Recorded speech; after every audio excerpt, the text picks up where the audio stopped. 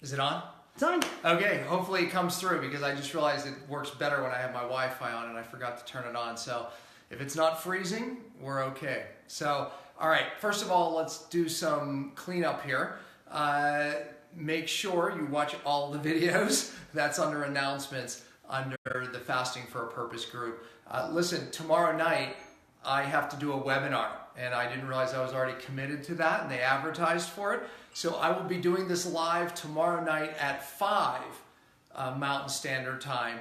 So be aware of that and it will be recorded. So if you say, gosh, I was planning for 6, don't worry, you'll be able to watch it. And I think Miss Marilee will be on at 6 actually to remind those who didn't hear this. So you'll get to hear her, and I'm sure she's going to have a really inspirational message for you. No doubt about it, because God's going to deliver that. We prayed for you this morning. I prayed for you, and actually more in the afternoon. I missed my morning time because I hit the ground running. I would love to ask you all a question and hear the answers. How's it going? You're done with day 2, technically. I can tell you I haven't been hungry once, and I drank a little glass of water about 30 hours in. I didn't even need it. I wasn't even thirsty. I did it because I was like, oh, I want to sleep deep. So I put some sea salt in it to, boost my electrolytes to make sure I slept. I slept like a baby. Hopefully it's the same for you. But yeah, I mean, honestly, I kept myself super busy today and I haven't even been hungry one time except on that bike ride day 1. That's what I said. So today, 0. Well, look, I mean, no doubt I prepared for it. That's why watching the videos, right? The ketosis ahead of time. Intermittent fasting, eating window, eating less often, getting our body used to burning fat, all of that, right? The diet variation principle, gosh, that's huge, by the way. And we're going to build on that because a lot of those concepts that we started with, we want to take up after the fast as well. So we're going to go back and revisit some of those concepts.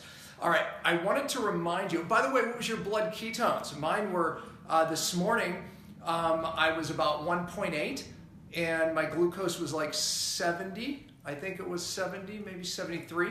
And then later it went down to 65, my glucose, and my ketones were 2.5. And then last time I just checked, 3.4. So what's happening? What I taught you last time, right? If you didn't watch the last video, glucose is dropping, ketones are rising. So my body did exactly what it was meant to do. So hopefully that's the case with you. And again, we can problem solve some of those things as we go through some of these videos. But tonight, I really wanted to inspire you because this is a tipping point. Tomorrow, for many of you, is going to be the hardest day. But day 4 is the breakthrough. Magic happens. So if we can get you through tomorrow, we're good. So I want to inspire you with reminding you of what's happening right now. So even now, on day 2, you are starting some autophagy. Remember, even after around that 24-hour mark, we really start to get some autophagy going. Not a lot of stem cells yet, but tomorrow that's going to start. So that inspires you to get into tomorrow because we're into the autophagy. And again, that means your body's so smart. It's getting rid of the bad DNA, the bad mitochondria. That's why some of you are having trouble getting fat adapted. You have too many bad mitochondria. We want to get rid of those guys. Studies show that right now, that's starting to happen, especially tomorrow. You'll start digging into those bad mitochondria. So hang in there. Because remember, bad mitochondria means you're a bad fat burner. Bad mitochondria means you have bad energy, brain fog. I can keep going down the list. So we want to get rid of those bad mitochondria, bad protein. We want to get rid of all those bad protein that keep us from recovering and keep us from having good muscle and less fat and all of that stuff. We want to get rid of the bad cells that go to cancer cells. We want to get rid of the bad DNA that also make bad cells with bad messages, bad DNA, right? So autophagy, you're getting rid of all that. Really cool stuff. You've already passed through gluconeogenesis. You're not using muscle really anymore. Your body's really tapping into its fat. So all of that happens. So tomorrow, prepare for stem cells, man. Hang in there. The other benefit of a fast, I think I said this last night, but higher ketone levels on fasting. 3.4. I wouldn't see that if I was just fat adapted in ketosis. The only way, maybe if I intermittent fasted and went 24 hours, I might see that, but typically not. 3.4 where I was today, I'm only going to see that in a fasting state. And the other great thing is, because our glucose gets lower and lower, we're forcing our brain to use the ketones. Ketones are healing for the brain. Remember, In the early 1900s, it was ketosis diets that they realized didn't just work for seizures, but also worked for most neurodegenerative conditions. You should see the studies on ketosis for Alzheimer's, ketones for Parkinson's. I can keep going down the list because most of those diseases are actually exacerbated by glucose and the ability not to get rid of something called insulin degrading enzyme. That's an enzyme that's in your brain because insulin is so damaging to the brain as well as glucose that the insulin rises up to get the glucose in where it's not causing damage, but then the insulin itself is a problem. So insulin degrading enzyme reduces the insulin. Here's the problem. Standard American diet, all the glucose, glucose, glucose, we wear out that insulin degrading enzyme. The bigger issue is, yes, insulin starts to rise. Type 2 diabetes of the brain is what they're calling these neurodegenerative conditions. But we know that the other job of insulin degrading enzyme is to get rid of the plaque and the amyloid proteins in the plaques, which lead to these diseases like Alzheimer's, Parkinson's, etc. So we want to get rid of them. The ketones are key for the brain and healing the brain. So on a fast, we're now experiencing these higher ketone levels, and with the lower glucose, our brain is actually being able to use them. So ketones kind of bypass that problem of the brain, and that's why it's so powerful for neurodegenerative diseases. And also, it burns so clean. It burns cleaner than glucose. It's anti-inflammatory just from that. Ketones also turn off bad genes. Higher ketones especially turn off bad genes. We're going to talk about that, one of the reasons why it resets our bad DNA. So with the fact that right now, especially tomorrow, you're going to see these really high ketone levels, just know that it's healing your brain. Just know that it's anti-inflammatory effect on the cells, and also know that it's turning off these bad genes. Also, we know it's healing your microbiome. So that's the benefit of the ketones. Okay, hormone optimization. That's my favorite thing. What's happening, especially tomorrow? So what happens is you start to hit that magic of the really high growth hormone, in that I talked a little bit about norepinephrine. That's that survival hormone. And it gets our muscles pumped up with blood and makes us ready for survival. But we're getting all these anti-inflammatory effects from norepinephrine, especially tomorrow. So we want that. And also, it has an amazing effect on our cells in general, anti-aging effects. I mean, pushes that NAD plus ratio up. Remember I talked about that? That's that fasting ratio that I talked about. So that's part of the hormone optimization. I was just going to write it, but I don't have a pen. But NAD plus goes up, NADH goes down. That's the thing that happens in a fasting state. Tomorrow, we really see this NAD plus go up. Hormone optimization. And also, it's known to fix the brain. So we know that it anti-ages the brain. Gosh, that's why you're going to stick it out through tomorrow, right? Hormone optimization happening. Here's another point with hormone optimization. Right now, our insulin and glucose are like this. You know, you want to live longer, healthier than anybody, you get your insulin and glucose spot on. So, and here's what the studies show. Your cells are becoming more sensitive to all of these great hormones. And that's the key. So again, healing is occurring. Energy deviation. What do I mean by that? What I mean is this.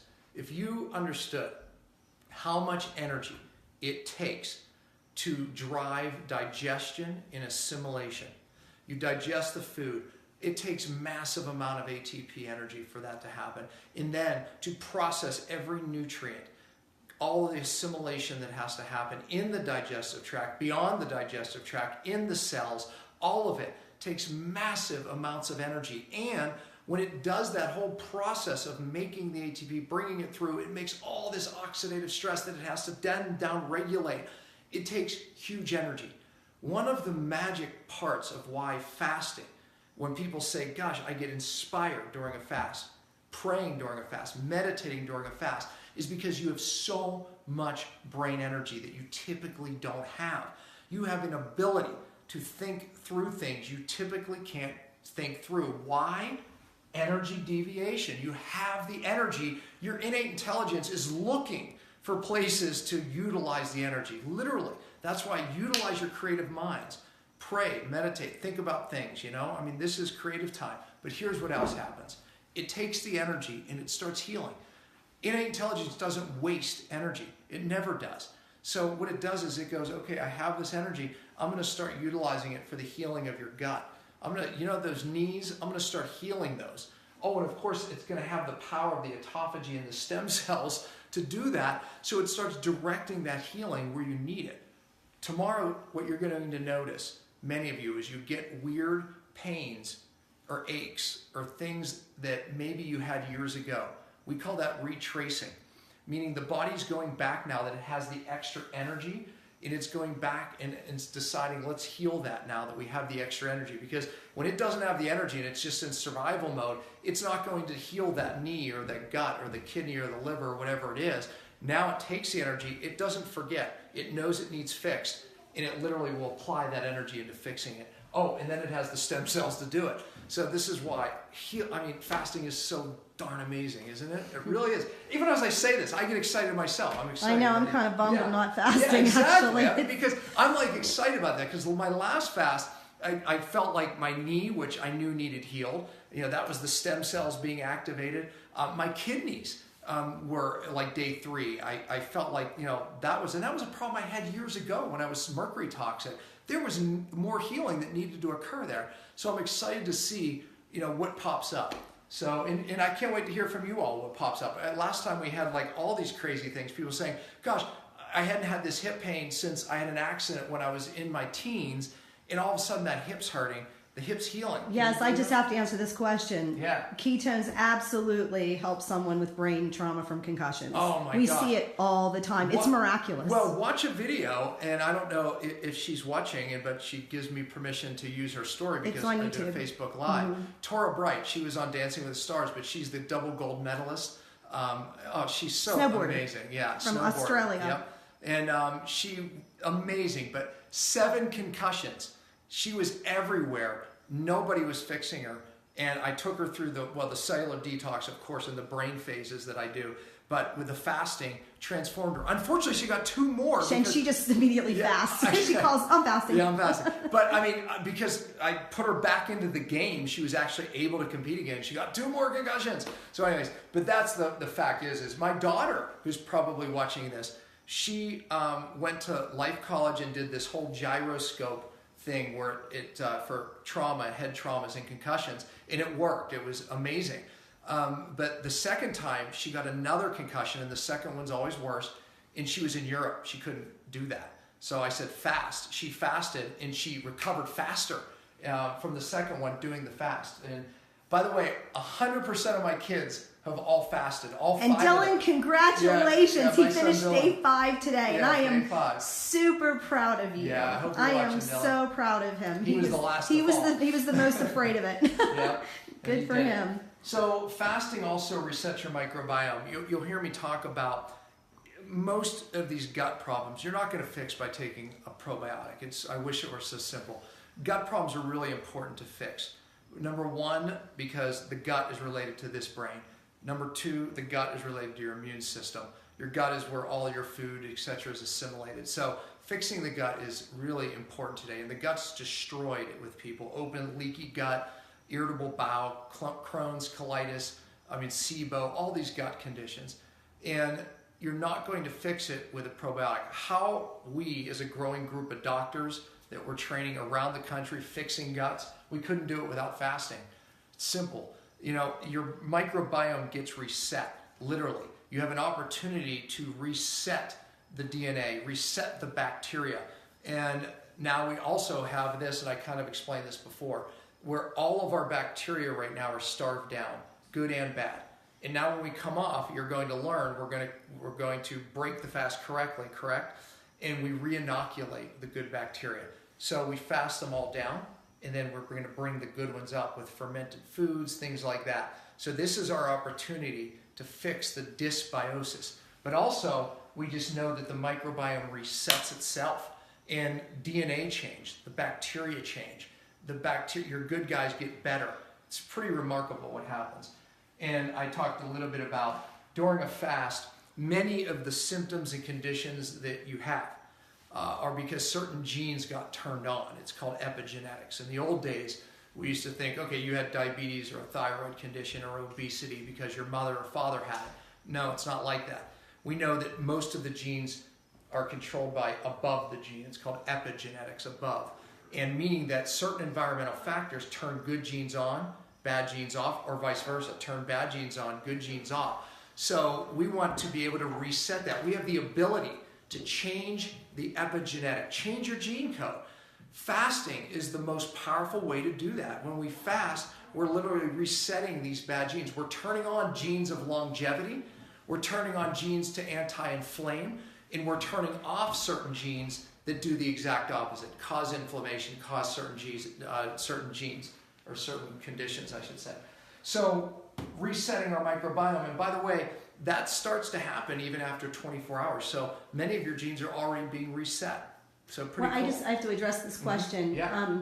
When do you think, first of all, I want to commend you all because everyone that knows the answers to things are hopping in. That's awesome. And answering questions. Yeah. And that's honestly a huge relief, especially to my husband. Oh my God. It's a big deal actually for me tonight because we do have dinner. I come away from these and I beat myself up because I'm Right. like, I should have said this. I should have So thank you guys for just being so supportive of each other. First of Yeah. all, that's just across the board. This is an amazing group. I said it last time and God just keeps bringing amazing people together. So it's really cool.